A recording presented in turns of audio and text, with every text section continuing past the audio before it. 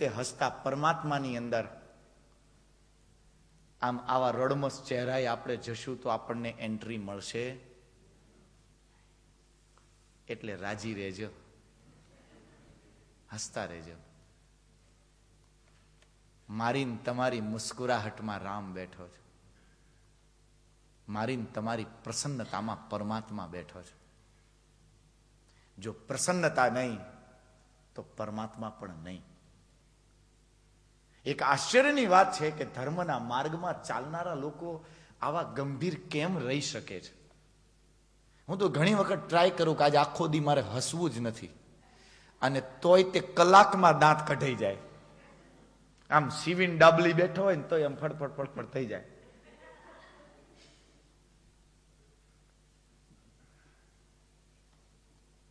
પછી આમ કે ગયા હોય ને, તમે લોકો બહુ સારા છો, હજી સુધી આ ઉપદેશ મને કોઈએ દીધો નથી આ દેશમાં, અને એના માટે થઈને તમારી ભાષામાં કહો તો થેન્ક યુ હો ભાઈ.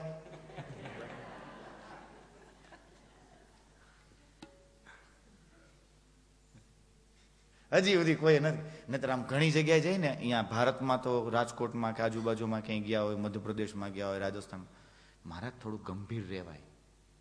કાં ભાઈ આમ ચોરી કરીને આવ્યા છીએ,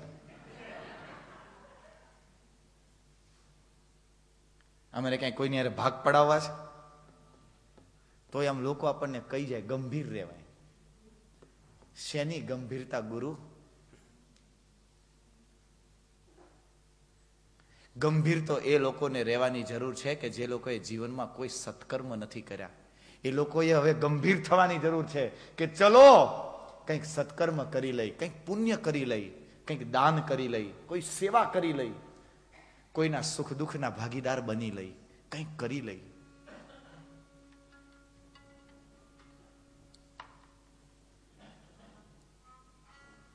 અને એ દ્રષ્ટિકોણને મધ્યમાં રાખી હિરણ્યાક્ષ જ્યારે ભગવાન વરાહ પૃથ્વીને બે દાંતની વચ્ચે દબાવી અને એની પરિભ્રમણ કક્ષાની અંદર જ્યારે એને રાખતા,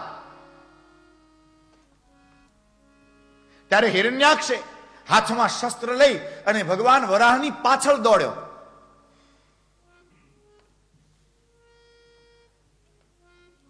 એ ચોર, એ ચોર, એ ચોર, ક્યાં લઈને જાય છે? ભગવાન વરાહે વિચાર કર્યો કે અત્યારે જ આને જવાબ દઉં, પણ પછી બોલે ના, કર્મની ભૂમિ ઉપર ઉભો છું, બોલતા હું સારો નહીં લાગુ. આ કર્મની ભૂમિ ઉપર જે બહુ બોલ્યા ને એ જ બધા રોયા છે. આપણે કાઠિયાવાડમાં નથી, હવાર હવારના ચાની કીટલીએ ચા પીતા હોય, બે ચોયણા, ચોયણો પાછો શું કહેવાય એને, ઢીચણ, ઢીચણે ફાટ્યો હોય, અને 5 રૂપિયાના ઉધાર ગાંઠિયા દબાવતા હોય. એમાં તો 3 જણા ચાંચું મારતા હોય. 5 રૂપિયાના ગાંઠિયામાં 3 જણા ચાંચું મારતા હોય, ને 5 રૂપિયાના ગાંઠિયા પાછા ઉધાર હોય, અને એક ચામાંથી 3 ભાગ પાડી અને એની ચુસ્કી લગાવતા લગાવતા હવારના 6 વાગે ચર્ચા કરતા હોય. આ હવે આ સરકારનું બહુ નહીં હાલે, એનું હાલે કે ન હાલે, આ તું તારો ચોયણો બદલ, હવે તારું નહીં હાલે.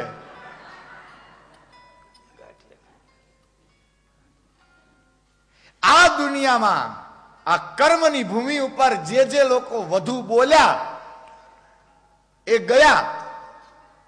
આ તમને કહેતા કહેતા મને બીક લાગવા માંડી. હું સવારે 3 કલાક ને સાંજે 3 કલાક બોલું છું. મારી એક વાત કહી દઉં, પોતાના ઉપર હસવાનો સૌથી વધુ આનંદ આવે. પ્રેમથી બોલો જય સિયારામ. એક વખત એક માજી કથામાં આગળની હરોળમાં બેઠા બેઠા રોવે. મહારાજ કથા ચાલુ કરે ને એ રોવાનું ચાલુ કરે.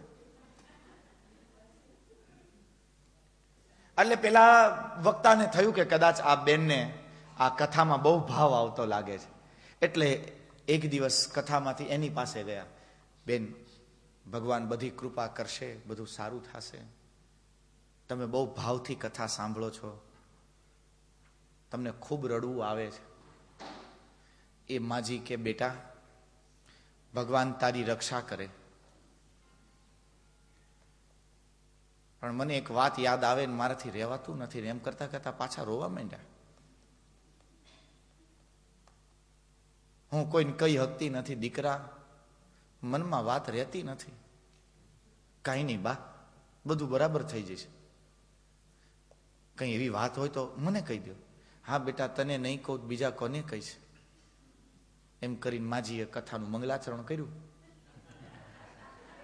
અને પછી માજી કે બેટા, મારા ઘરે એક બકરો હતો, તારા જેવી નાની નાની દાઢી.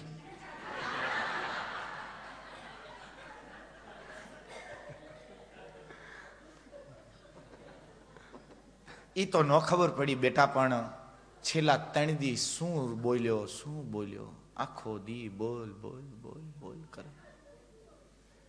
એ 3 દી બોલ્યો ને ચોથે દી હવારે ન જોઈ દીકરા. અહીં આવીને હું હનુમાનજીને રોજ પ્રાર્થના કરું છું, તો જો તું 4 દી બોલી ગયો. એ માજી કથાને નહોતા રોતા.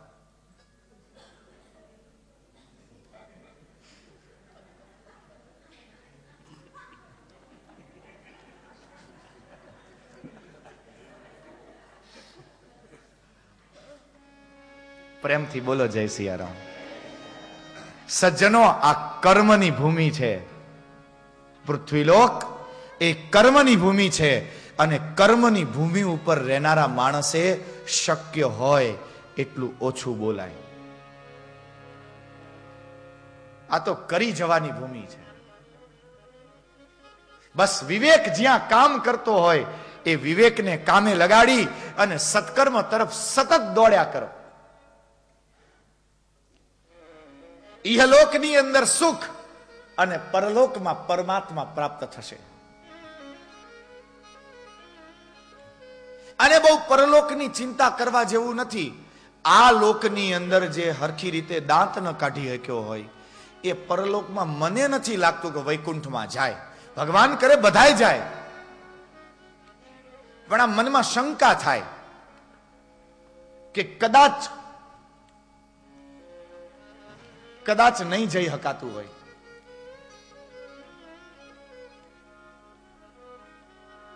અને હિરણ્યાક્ષ એ કર્મની ભૂમિ ઉપરથી જ્યારે બોલાવા લાગ્યા, હે ગોપાલ રાધે કૃષ્ણ ગોવિંદ ગોવિંદ, હે ગોપાલ રાધે કૃષ્ણ ગોવિંદ ગોવિંદ, હે ગોપાલ રાધે કૃષ્ણ ગોવિંદ ગોવિંદ, હે ગોપાલ રાધે કૃષ્ણ ગોવિંદ ગોવિંદ, કૃષ્ણ ગોવિંદ ગોવિંદ, કૃષ્ણ ગોવિંદ ગોવિંદ, કૃષ્ણ ગોવિંદ ગોવિંદ, કૃષ્ણ ગોવિંદ ગોવિંદ, કૃષ્ણ ગોવિંદ ગોવિંદ, કૃષ્ણ ગોવિંદ ગોવિંદ, કૃષ્ણ ગોવિંદ ગોવિંદ, કૃષ્ણ ગોવિંદ ગોવિંદ, હે ગોપાલ રાધે કૃષ્ણ ગોવિંદ ગોવિંદ, હે ગોપાલ રાધે કૃષ્ણ ગોવિંદ ગોવિંદ, હે ગોપાલ રાધે કૃષ્ણ ગોવિંદ ગોવિંદ, હે ગોપાલ રાધે કૃષ્ણ ગોવિંદ ગોવિંદ, કૃષ્ણ ગોવિંદ ગોવિંદ, કૃષ્ણ ગોવિંદ ગોવિંદ, કૃષ્ણ.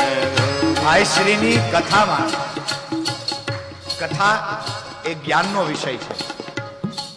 ઘણી વખત જ્ઞાન છે ને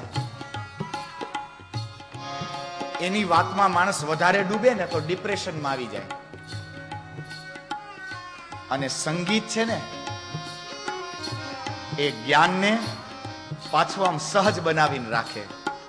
આજે આપણા માટે સૌભાગ્યની વાત છે કે ભાઈશ્રીની કથામાં સંગીતના માધ્યમથી જે સંસારને પ્રસન્નતા આપે છે એ સંગીતના ઉપાસકો આજે આપણી કથામાં આવ્યા.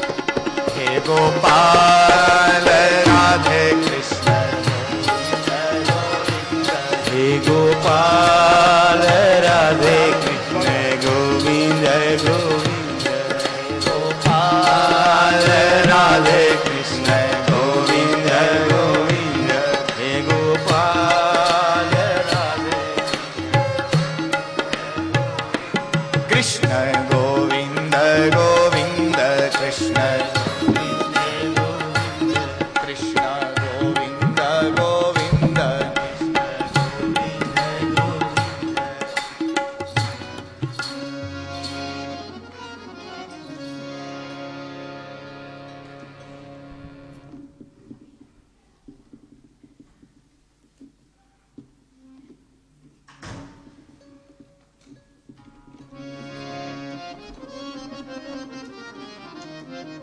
અમારા પિયુષે તબલા તમને જોઈને શીખ્યા છે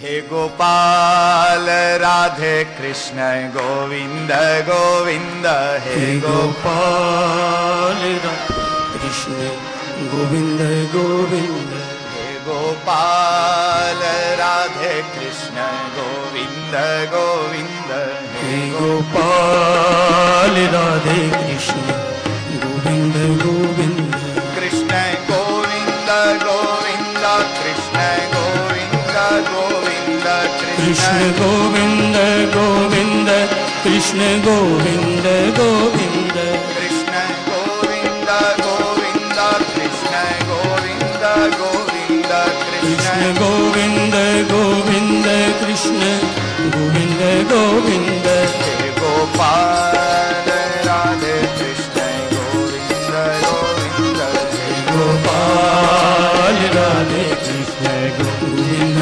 गोविंद हे गोपाल राधे कृष्ण गोविंद गोविंद हे गोपाल राधे कृष्ण गोविंद गोविंद हे गोपाल राधे कृष्ण गोविंद गोविंद हे गोपाल राधे कृष्ण गोविंद गोविंद हे गोपाल राधे कृष्ण गोविंद गोविंद हे गोपाल राधे कृष्ण गोविंद गोविंद कृष्ण गोविंद गोविंद कृष्ण गोविंद गोविंद कृष्ण गोविंद गोविंद कृष्ण गोविंद गोविंद कृष्ण गोविंद गोविंद कृष्ण गोविंद गोविंद कृष्ण गोविंद गोविंद कृष्ण गोविंद गोविंद हे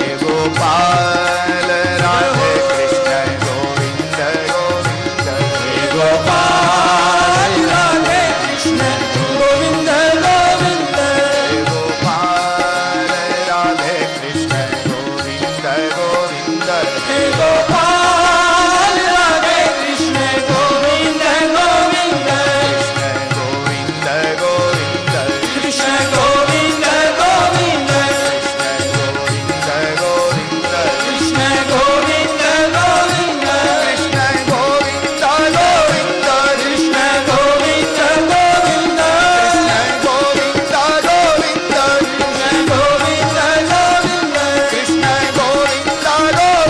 कृष्ण गोविंद गोविंद गोविंद गोविंद कृष्ण गोविंद गोविंद कृष्ण गोविंद गोविंद कृष्ण गोविंद गोविंद कृष्ण गोविंद गोविंद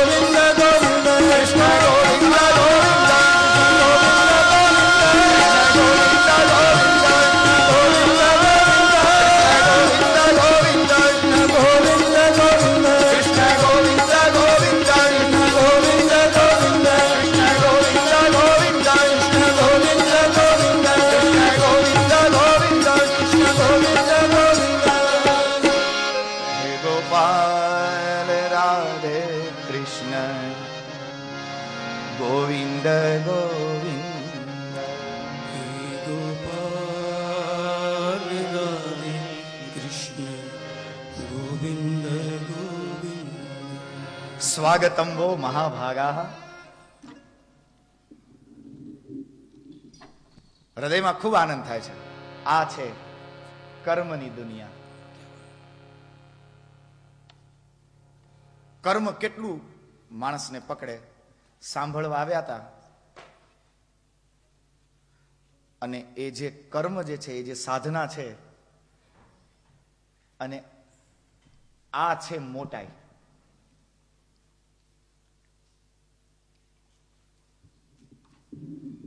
આજે ખૂબ પ્રસન્નતા થાય છે.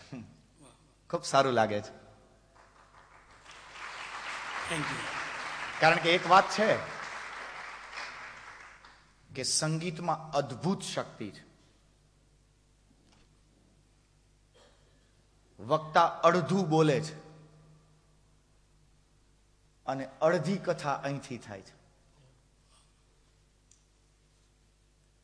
અને આ બે કથા સાથે સાથે થાય ને, સમજનારો બધું સમજતો જાય છે.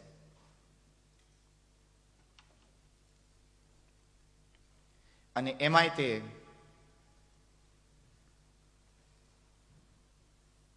શ્રીમદ ભાગવત ના એ મંત્રોને જો સંસારની અંદર લોકોને જીવવાગ્રે લઈ આવ્યા હોય પૂજ્ય ભાઈશ્રી, જેને આ બધા મંત્રોને આમ બધાના કંઠે લાવી દીધા. નહીતર એના પહેલા એ ભાગવતજીની કથા થતી પણ શ્રોતા આવીને પછી સૂઈ જાય. એ શ્રોતાને ભાઈશ્રીએ જગાડતા કર્યા અને સાથે સાથે ગાતા કર્યા.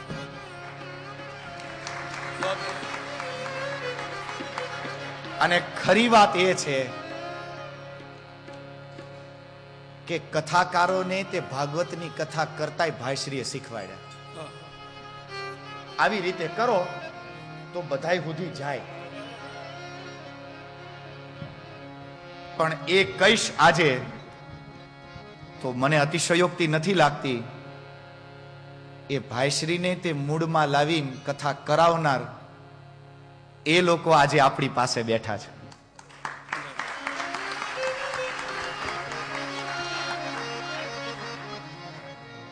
અહીંયાથી આમ સુવર છોટે ને ભારત માતા મંદિરમાં તો રોજ આમ નજીક બેસતો. બદ્રીનાથમાં એની ઈચ્છા ન હોય ને તો આ ગૌડાવે.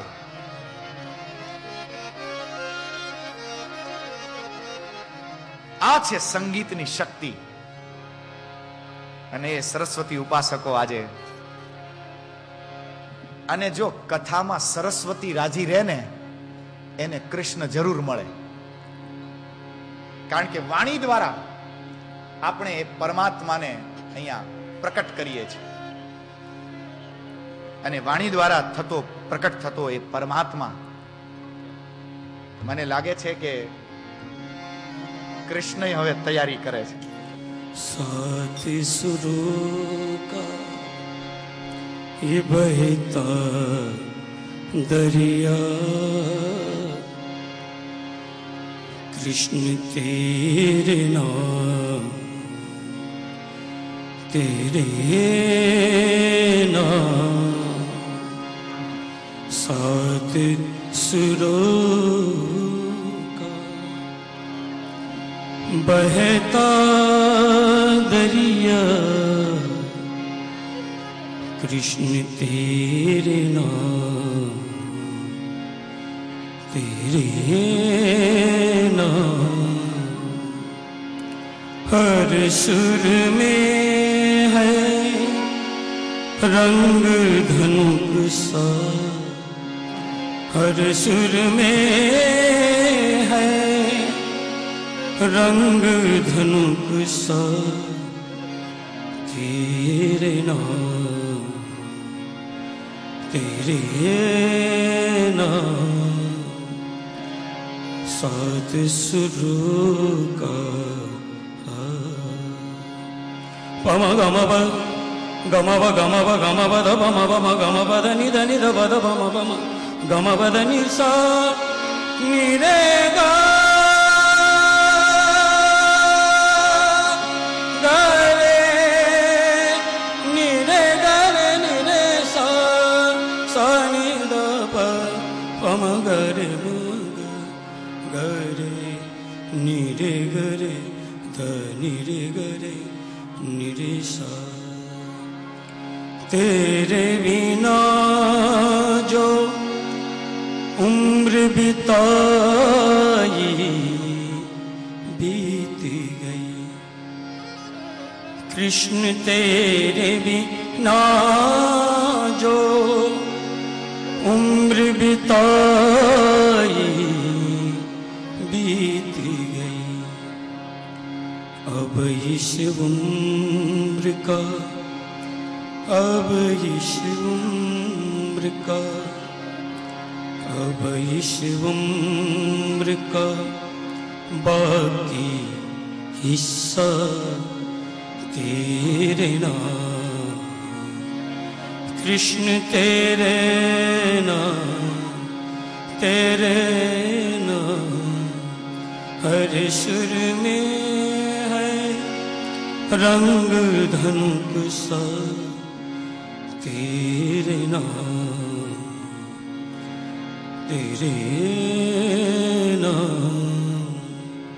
सात सुरों का આ સ્વર અને જો 7 સ્વર ભાગવતજીની કથાના 7 દિવસ રામચરિત માનસના 7 પ્રબંધ મારીને તમારી જિંદગી તે 7 સ્વરના પહેલા સાથી સામેના સા સુધી જાય.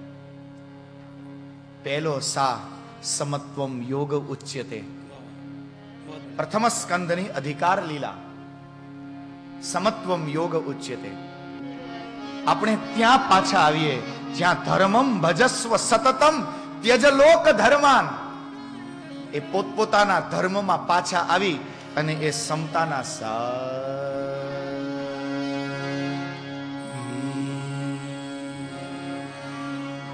એ સમત્વના સાથી અધ્યાત્મની યાત્રાનો પ્રારંભ કરી કર્મના રે ઉપર તૃતીય સ્કંદની જગત નિર્માણની કથા આપણે સાંભળી.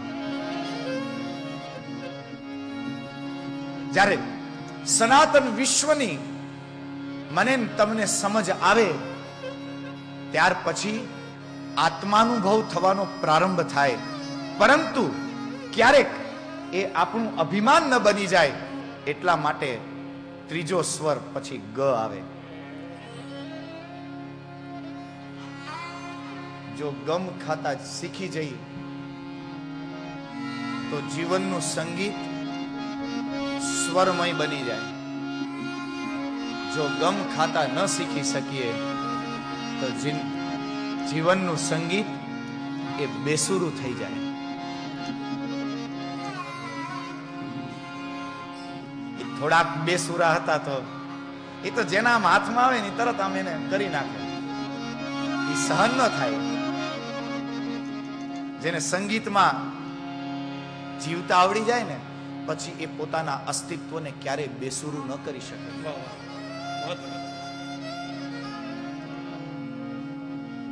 વાસ્તવિકતા એ છે કે વિશ્વની પ્રત્યેક ઘટનાઓમાંથી એક સંગીત નીકળે છે. આપણે ઘણા બધા સંતોના મોઢે સાંભળીએ કે પેલો બ્રહ્મનાદ ઓમકાર, અને એ ઓમકારમાંથી એ સ્વરો પ્રારંભ થયા, આબદ્ધ થયા. એકલો ઓમકાર નહીં, બ્રહ્માંડના મધ્યની ચારે બાજુ સૂર્યલોક પરિક્રમા કરે એ એની પરિક્રમામાં પણ એક નાદ છે. હવા જ્યારે સરસર વહે એ સરસર વહેતી હવામાં પણ એક સંગીત છે. કોઈ ઝાડની નીચે બેઠા હોય તો એના પાંદડા હલતા હોય, એ પાંદડાઓનું હલવું પણ સંગીત છે. નદી વહે અને કલકલ કરતી અવાજ કરતી જાય એના અવાજમાં પણ એક સંગીત છે. વસંત આવે અને કોયલ ટહુકે, એનો ટહુકાર પણ એક સંગીત છે, એ પણ કોઈ રાગ છે. અને આ બધાયનું જીવન સંગીતમય છે. એટલા માટે જ વસંતમાં જ્યારે કોયલ ટહુકાર લે કે વર્ષાના પહેલી બુંદથી મયુર જ્યારે કેકારવ કરે, ત્યારે આપણને વારંવાર એમ થાય કે હજી એ બોલે અને આપણે સાંભળીએ. પણ આપણા બધા બેસુરા થયા, અને એટલે આપણે આપણા ઘરમાં બોલીએ તો એમ કે હવે તમે ચૂપ રહ્યો, હવે તમે જાળવી જાઓ. આ એટલા માટે કારણ કે આપણું બધું સ્વરમાં નથી. મને તો અત્યારે એટલો આનંદ થાય છે. ઘણી વખત પિયુષ જ્યારે અમદાવાદ તબલા શીખવા માટે ગયો ત્યારે મને કહેતો હતો એ કે ભાઈશ્રીની સાથે તબલા વગાડે છે ને ભાઈ, આપના નામની એને ખબર નહોતી, પણ કે એના જેવું ન થાય. કે હજી ક્યારેક ક્યારેક આપણો છોકરો થોડોક આગળ આવતો હોય તો આપણે રાજી રહેવું. ક્યારેક ક્યારેક બહુ મજા આવી, તો એ જો ભાનમાં હોય તો એમ કે ના એમના જેવું ન થાય. એટલે આ કથા મને તો ફળી ફળી પિયુષને હાવ ફળી ગઈ.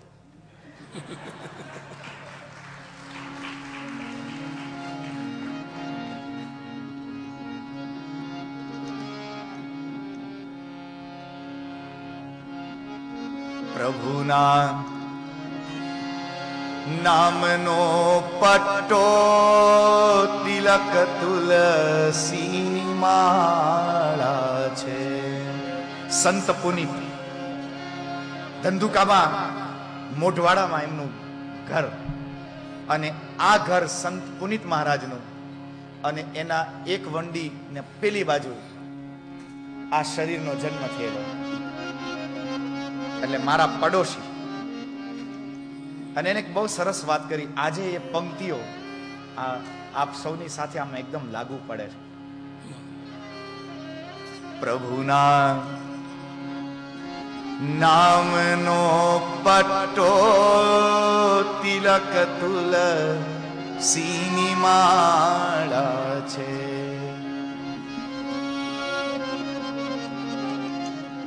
હજુરી શ્રી હરિના થઈ તિલક તુલસીની માળા છે. મ્યુનિસિપાલિટીના કર્મચારી કૂતરાને પકડવા આવે ને, તો જો એનામાં બેલ્ટ લગાડેલો હોય ને, એને ન પકડીને લઈ જાય.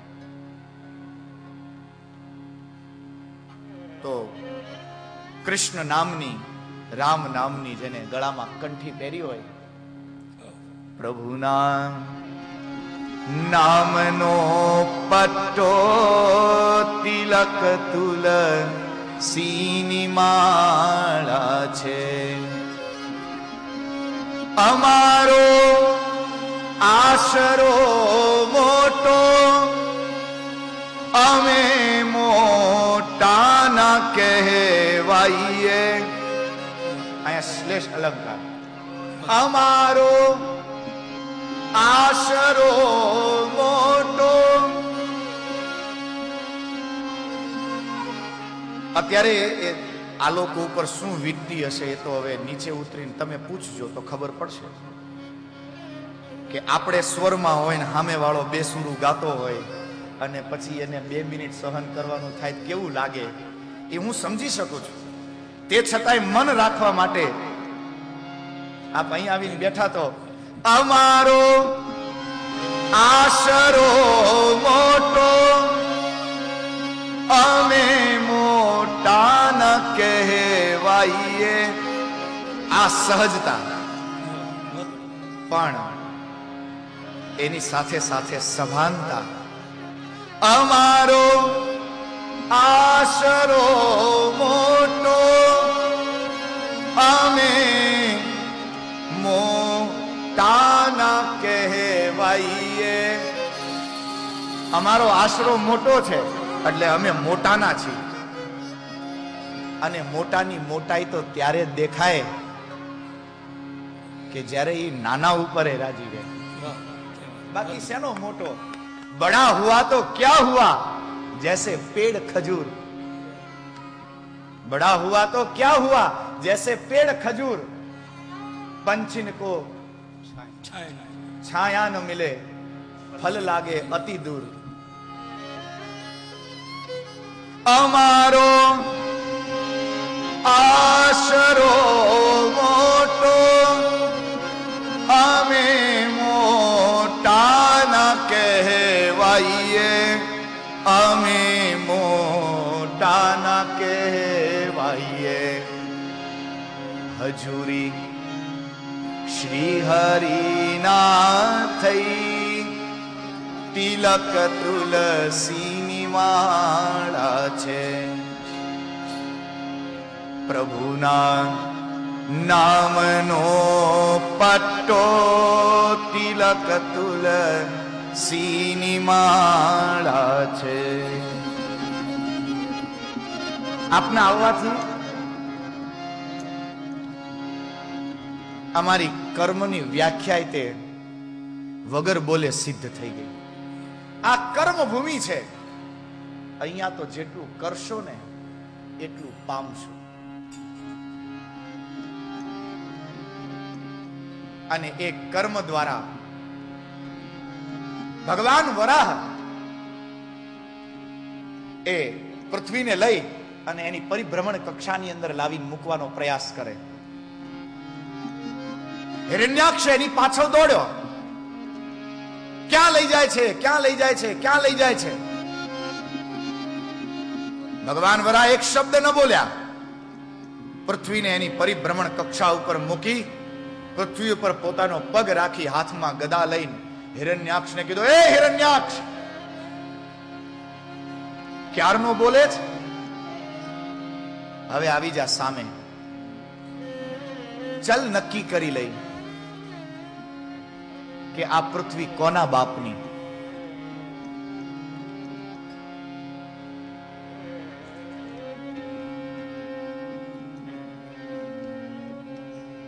અહંકારમાં ભરેલો હિરણ્યાક્ષ એ હાથમાં ગદા લઈ અને ભગવાન વરાહની સાથે યુદ્ધ કરવા માટે આવ્યો. ભયંકર યુદ્ધ થયું અને એ યુદ્ધની અંદર ભગવાન વરાહે હિરણ્યાક્ષને ખૂબ રમાડ્યો. જ્યારે હિરણ્યાક્ષની અંતરાત્મા પુકારવા લાગી કે બસ પ્રભુ, હવે મને મુક્ત કરી દો, હવે આ લડે નથી મેળ પડે એમ. અને જ્યારે એ રડવા લાગ્યો ત્યારે ભગવાન વરાહના એક પ્રહારે હિરણ્યાક્ષનો સંહાર થયો. આકાશમાંથી દેવતાઓ એકત્ર થઈ અને પુષ્પની વૃષ્ટિ કરવા લાગ્યા. જય જયકાર થયો. બોલીએ શ્રી વરાહ ભગવાન કી જય. આવી રીતે મેન તમે હિરણ્યાક્ષને કેટલી વખત માર્યો? ચલો શોધીએ કે આ હિરણ્યાક્ષ કઈ મારા ને તમારા દિલમાં તો નથી બેઠો ને? ઘણાય મરે ને પછી ભૂત થાય. આ હિરણ્યાક્ષ ભૂત તો નથી થયો, અને એનું વળગાડ કંઈક આપણને તો નથી લાગ્યું. હિરણ્યાક્ષ બહુ સરસ મજાનો શબ્દ છે. કેમ એનું નામ છગનલાલ મગનલાલ એવું બધું ન રાખ્યું? કેમ એનું નામ હિરણ્યાક્ષ રાખ્યું? અને એ હિરણ્યાક્ષ પછી આજ સુધી કોઈએ પોતાના દીકરાનું નામ હિરણ્યાક્ષ રાખ્યું? સોનીનું કામ કરનારા તો ખાસ હિરણ્ય શબ્દ છે એટલે રાખવું પડે એમના છોકરાઓનું નામ. કેમ ન રાખ્યું?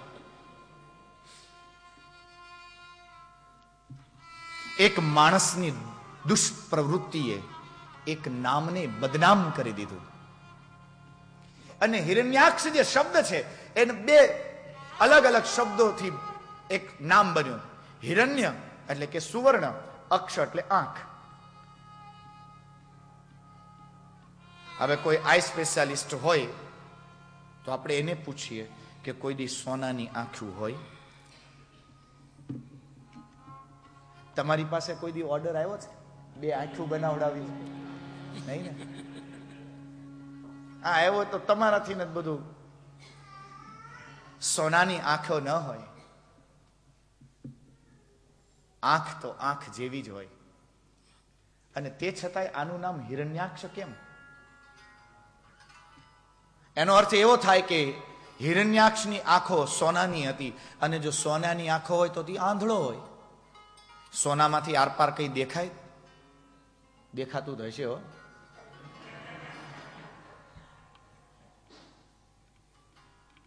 ન દેખાય? નહીં દેખાતું હોય. સોનાની આરપાર કઈ ન દેખાય. હિરણ્યાક્ષની આંખો સોનાની નહોતી. કોકની સંપત્તિને જોઈ, પ્રેમથી બોલો જય સિયારામ. કોકની સંપત્તિને જોઈ અને બે મતલબની આંખ્યું નાચવા મંડે તો સમજી જવું કે હિરણ્યાક્ષ આવ્યો. આ છે હિરણ્યાક્ષ. બીજાનું સોનું જોઈ, બીજાના ગળામાં મોંઘો હાર જોઈ અને આંખમાં આમ ચમક આવી જાય તો કોઈને કહેવું નહીં, પણ સમજી જવું કે ભાઈ હિરણ્યાક્ષ છે. આમાં કઈ ઉપરથી સિક્કા થોડા પડાવીને લાવ્યા હોય.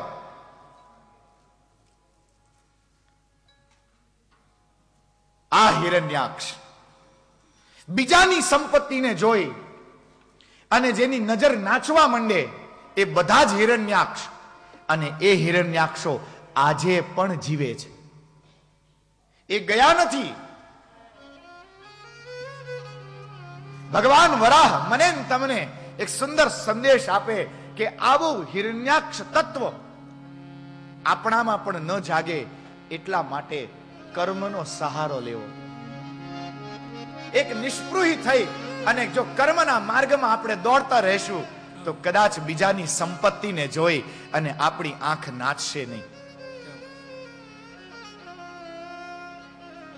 જો કર્મવાદી બની જઈએ તો કદાચ બીજાની સંપત્તિ મને તમને નહીં સતાવે.